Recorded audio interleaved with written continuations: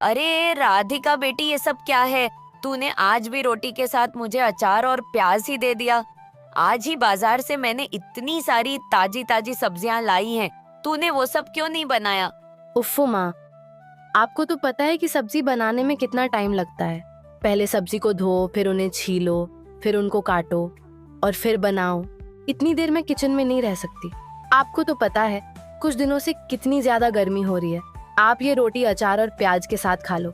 तुम भी ना राधिका, तुम तो एकदम आलसी हो गई हो। हर काम में बस शॉर्टकट ढूंढती रहती हो। कल को तेरी शादी मैंने करवाई तो तू ससुराल जाकर भी ऐसी हरकतें करेगी तो तेरी सास तो यही बोलेगी ना कि माँ ने कुछ मायके से सिखाकर नहीं भेजा। अगर ऐसी बात है तो ठीक है, मैं तो कहती हूँ आप मेरी शादी किसी बड़े घर में करवाना, जहाँ ढेर सारे नौकर चाकर हों। फिर मुझे ये सब करना ही नहीं पड़ेगा। कुछ महीने ऐसे ही बीत जाते हैं। एक रोज राधिका के लिए एक बड़े घर से रिश्ता आता है। लड़का पढ़ा लिखा था और एक अच्छी नौकरी करता था। माँ ने राधिका का रिश्ता तय कर दिया। राधिका बेटा, तुम मेरे बेटे के लिए बिल्कुल सही हो। तुम्हारी बातों में संस्कार है, चेहरे पर शांति है और दिल में प्यार। हमेशा से मुझे ऐसी ही बहू की तलाश थी, समझदार, प्यारी और परिवार को अपना मानने वाली। मुझे पूरा भरोसा है तुम दोनों एक दूसरे का साथ निभाओगे। मुझे तुम अपनी बहू के रूप में पसंद हो राधिका। और कुछ हफ्तों के बाद राधिका की शादी राघव से हो गई और वो अपने ससुराल चली गई। ससुराल में राधिका की सास ने उसका खूब अच्छे से स्वागत किया और अगले दिन राधिका की पहली रसोई थी। राधिका अपने नए परिवार के लिए खूब दिल से खाना बना रही थी। पनीर की सब्जी और मीठे में खीर, सब बड़े अच्छे से तैयार हो गए हैं। ऐसा करती हूँ, अब मैं इन्हें टेबल पे लगा देती हूँ। सब ब्रेकफास्ट के लिए आते ही होंगे। राधिका ऐसा सोच ही रही थी कि तभी उसकी ननद रूपा वहां आ जाती है और उससे कहती है, अरे भाभी, ये क्या? आपने तो सब एक ही सब्जी बनाई है। हमारे घर में रोज 10 सब्जियां बनती हैं। यहाँ सबकी अलग अलग पसंद होती है। माँ ने कहा है भैया के लिए आलू दम, बैंगन का भरता, भिंडी मसाला, लौकी कोफ्ता और टिंडा मसाला बनाने को। और आप मेरे लिए भरवा करेला, गोभी मंचूरियन और माँ के लिए मटर पनीर, आलू मेथी और सीम आलू करी बनाइए। भाभी, आज आपको ये सब बनाना है। हमारे यहाँ रोज 10 तरह की सब्जियां बनती हैं। ठीक है भाभी, आप जल्दी जल्दी ये सब चीजें रेडी कर लीजिए। सब नाश्ते के टेबल पर आते ही होंगे। राधिका ये सब सुनकर चौंक जाती है। हाय भगवान, ये कैसा ससुराल है। मैं तो अपने घर में पूरे महीने में भी 10 सब्जियां नहीं बनाती थी। माँ को सिर्फ अचार के साथ रोटी दे दिया करती थी, लेकिन यहाँ तो एक ही दिन में मुझे 10 सब्जियां बनानी होंगी। राधिका, आज तो तू गई बेटा। क्या हुआ भाभी? आप खड़े खड़े क्या सोचने लगी? जल्दी कीजिए भाभी, भैया को ऑफिस के लिए भी निकलना है। वो नहाकर नाश्ता करने के लिए आते ही होंगे। ठीक है रूपा, मैं कुछ देर में सब कुछ बनाकर टेबल पर लगा दूंगी। फिर क्या था, रूपा वहां से चली जाती है और राधिका अकेले ही ये सब बनाती है। बेचारी ने कभी भी एक साथ 10 सब्जियां नहीं बनाई थी, इसीलिए उसे बनाने में कई घंटे लग जाते हैं। सभी खाने के टेबल पर उनका इंतजार कर रहे होते हैं। तभी उसकी सास वहां आ जाती है। क्या हुआ राधिका बहू, अभी तक नाश्ता तैयार नहीं हुआ? हम सब कब से नाश्ते का इंतजार कर रहे हैं। आज तुम्हारी पहली रसोई है और तुमने पहले दिन ही इतना लेट कर दिया। माफ कीजिए माँ जी, मुझे पता नहीं था कि 10 सब्जियां बनानी है, वरना मैं सुबह और जल्दी उठती। लेकिन आप चिंता मत कीजिए, मैं अब से इसका ध्यान रखूंगी और कल से नाश्ता जल्दी बना दूंगी। कुछ देर के बाद राधिका सब कुछ बनाकर तैयार कर लेती है और सबको खाने को परोसती है। सभी को खाना बहुत पसंद आता है। अरे वाह वाह बहू रानी, तुम्हारे हाथों में तो जादू है। इतनी अच्छी सब्जी तो मैंने पहले कभी नहीं खाई। इतनी अच्छी पनीर की सब्जी तो मार्केट में भी नहीं मिलती। सास की बात सुनकर राधिका खुश हो जाती है, लेकिन उसे इस बात की भी चिंता होती है कि वो रोज 10 सब्जियां कैसे बनाएगी। सबको नाश्ता करवाने के बाद राधिका खुद भी नाश्ता कर लेती है और अब दोपहर के खाने की तैयारी करने लगती है, जिसमें उसे फिर से 10 सब्जियां बनानी होती हैं। हाय भगवान, ये कैसा ससुराल है। ऐसा लगता है मेरी जिंदगी तो सब्जियां काटने और बनाने में ही बीत जाएगी। एक काम करती हूँ, अलग अलग सब्जी बनाने से अच्छा है आलू की ही अलग अलग सब्जियां बना देती हूँ। राधिका आलू से ही 10 तरह की सब्जियां बना देती है और सबको खाने के लिए परोसती है। राधिका की सास को ये बिल्कुल पसंद नहीं आता अरे ये क्या बहू रानी, तुमने आलू से ही सब कुछ बना दिया।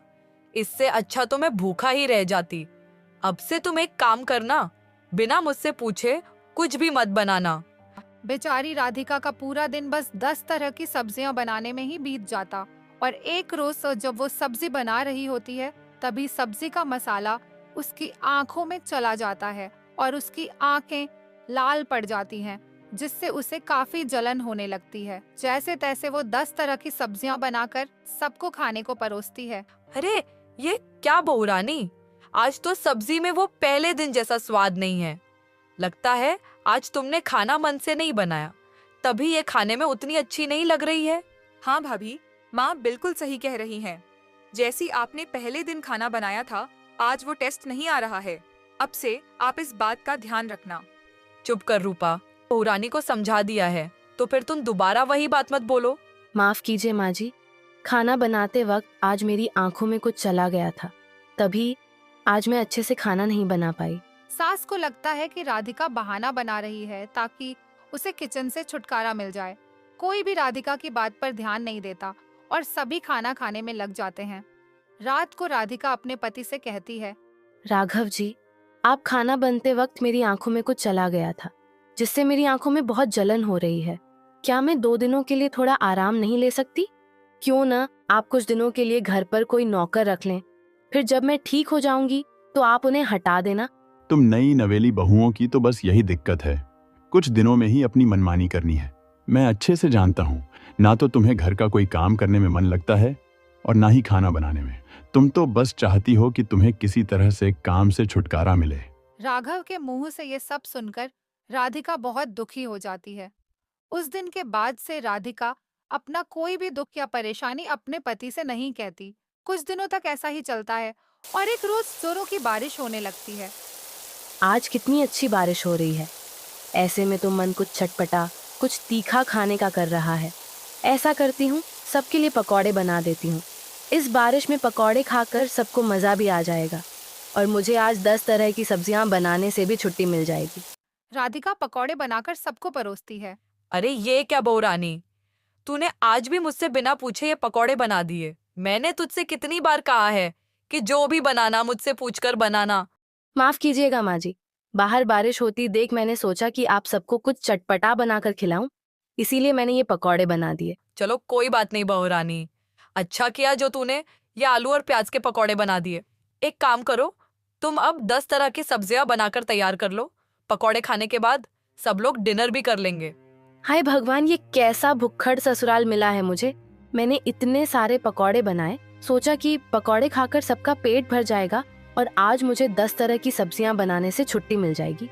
लेकिन मैं भूल गई थी कि ये भुक्खड़ परिवार है, इन लोगों का पेट पकौड़ों से नहीं भरने वाला। आज तो मैंने बेकार में ही एक्स्ट्रा मेहनत कर ली। अरे बहू रानी, तुम अभी तक यहीं खड़ी हो, 2 घंटों में डिनर का समय हो जाएगा। ठीक है माँ जी, मैं अभी खाने की तैयारी करती हूँ।